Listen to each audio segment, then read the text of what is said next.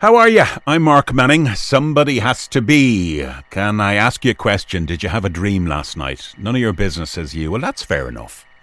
We all have dreams. And my sexy time dreams I'm not going to tell you about. So there, that's the first proviso.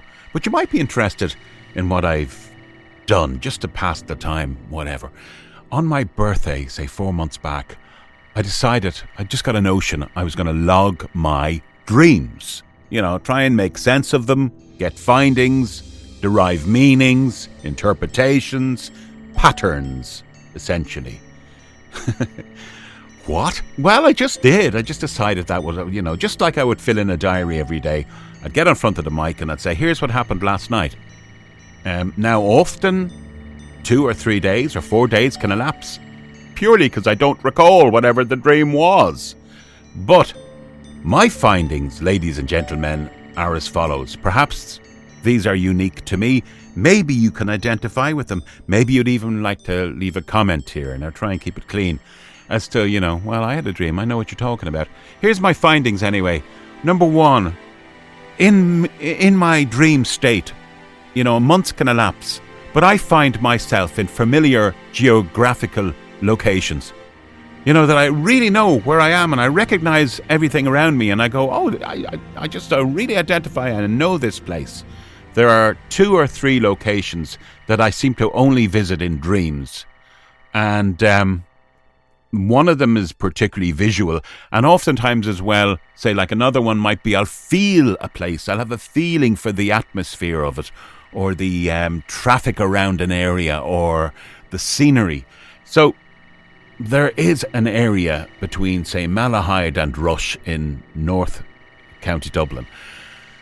And I find myself between 2 long walls that seem to go on forever, and they're pretty high walls as well. Some people might say I belong behind high walls. But I'm in this area and it culminates this big driveway in a huge mansion. Now, I don't know how many times I've been there, but I go there a couple of times a year. And I feel the place. Here I am again, kind of thing. And I know it bears no resemblance to a real location in real time now, in modern Ireland. It's just in my dream. Another area seems to be like Dublin, an area of Dublin too, with office blocks in it. Now, I knocked doors for many years around those places, but these office blocks don't exist. So I don't know, do you visit places only in your dreams? Well, I do. Next finding I found is that when I'm asleep, if there are noises outside in the real world in real time, my subconscious, or brain, drags these noises in and seems to try and weave them into whatever's happening in my dreams, or tries to create a dream out of them. So I'm awake, but I'm not awake. Obviously, some level. So recently my daughter, she's like a gym bunny at times. She works out every single morning, rain or hail. And we had a staycation up north. And we had this lovely house out in the country. And she was doing her 11 a.m. thing or whatever it was. She was working out outside the house. And I could hear her little legs going up and down like the Duracell bunny. And but obviously the noise was filtering through into my subconscious, because I was saying things to her like, hey buddy, how many more miles have we got to do now? And oh yeah, that's great, I'm feeling the burn, all this kind of stuff. And I was asleep and she was outside working out. So you worked that one out. Weird. Also, if I fall asleep with, say, a podcast in my headset, I'll be asleep, but suddenly I'm being interviewed, or I am interviewing whoever is on that podcast, or I'm really immersed in whatever the nature of the podcast is, like I'm in it, but I'm asleep.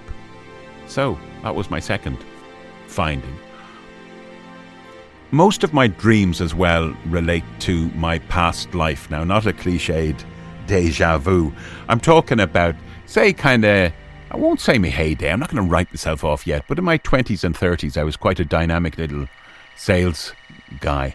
I loved it. I worked for some major corporates, and I was good at it. And I was good at it because I had a great mentor. So I didn't go in for all this, bullshit, Glengarry, Glen Ross, get 'em for all you can, always be closing, and all those stupid bloody things that have ruined so many salespeople throughout the years. I hung out with the good guys, and I hung out with the professionals. And all those people were about developing relationships with the client, that would always end in long-term business, a rich seam of long-term business. So the clients just didn't go anywhere else. It became a relationship. So I loved making things happen, engineering those scenarios, and looking after consolidating those accounts. So I find myself several times selling stuff in my dreams. I'm back in 1980 or 1990 or the 2000s, whatever, and I'm selling, I sold thousands of computers in my time, and lots of photocopiers and related accessories, and I sold all kinds of stuff, DVDs, CDs, airtime, for a TV station, loads of stuff. But I'm always in the zone, negotiating. And it just drives me mad because it was so long ago. But I had 21 years of it. I suppose it's gone in there on some level. Also, I've always had a love for broadcasting. And I still, I'm involved on the peripheral of broadcasting. Here and there, occasionally, erstwhile, I think is the term I would use. So a bit of TV as well, and I find myself in radio studios a lot, and sometimes things are going wrong, and I'm kind of with the clock or crashing the news, which is you just don't do. Like, I have a kind of a thing, weird, where just there can be swish radio studios.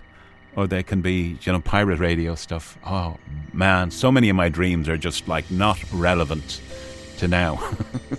I rarely have any voiceover dreams, and I've been at that for years.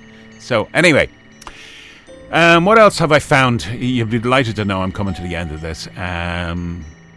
Current events, or just current, things that happen to you, in the day-to-day. Even banal things can often get carried into your dream. Have you ever found that? Oh, I was looking at a TV program today and suddenly it's part of my dream. That happened to me last week when I was looking at a documentary on the Style Council, the 80s band. And then I was delighted to say, that night I had my Bob Geldof dream. He's, if you don't know about him, Sir Bob Geldof, check him out. He's a hero of mine who, he's from down the road here in Blackrock, in Dublin. So I dream of him, and I woke up and I said to my wife, who loves Bob as well, I said, hey, I had a Geldof dream last night. I met him and we were chatting on the Grand Canal of all places. And I realised later on that day that, I'd seen the documentary of the Style Council, which featured loads of Live Aid, which Bob Geldof was responsible for, footage, and hence he found his way into my dream. Now, like everybody else, I get the flying sensation dreams, the naked dreams, that's one. Yeah, I told you my sexy time ones are off limit. Also, teeth falling out. I hear that one, I've experienced that a few times. A whole mouthful once just crumbled. So I don't know. Finally, as well, have you ever heard of brain waves? Well, I find dream waves exist. Let me explain. I will go to bed at night, and just before my head hits the pillow as I'm making myself comfy for a night's sleep, I'll recall the dream of the night before, which I will have totally forgotten about, during the day. But suddenly that dream, it's there again. It's like, hey man, let's take up where we left off. Anyway, I shall leave you and love you. You'll never get that 9 minutes, 17 seconds of your life back again, will you? But sure, hey ho. Take care, 'cause I care. Bye.